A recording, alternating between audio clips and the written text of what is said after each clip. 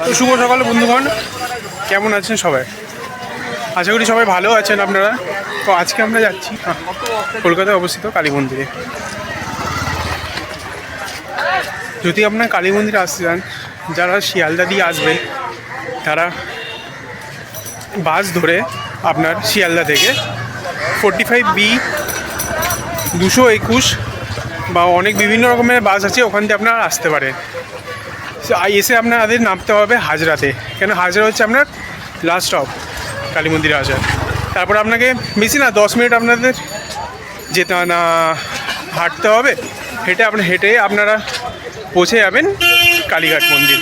আর যারা হাওড়া দিয়ে আসবেন তাদেরকে বলে দিচ্ছি আমি, হাওড়া দিয়ে আপনার S21/1, S22, অনেক বিভিন্ন রকমেরও বাস আছে হাওড়া দিয়েও সেম আসার আপনাদের পদ্ধতি। তো আজকে আপনাদের দর্শন করাবো আপনাদের কালী মন্দিরে। এখন আপাতত আমি নিতে যাচ্ছি ডালা। আমার এখানে দোকান ধরা আছে, তো সেখান থেকে আপনারা নিতে পারবেন।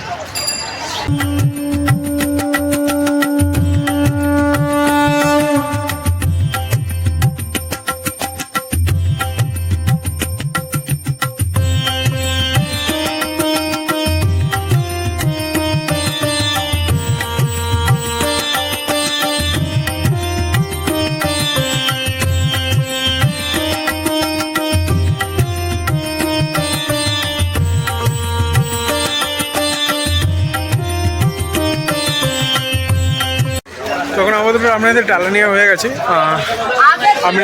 আপনাদের মন্দির থেকে এসে আমি দেখাবো দোকানটা, আপনারা ওখান থেকে ডালা নিতে পারেন। আমি একটা ঠাকুরমশাইকে আপনাদের সাথে দেখিয়ে দেবো।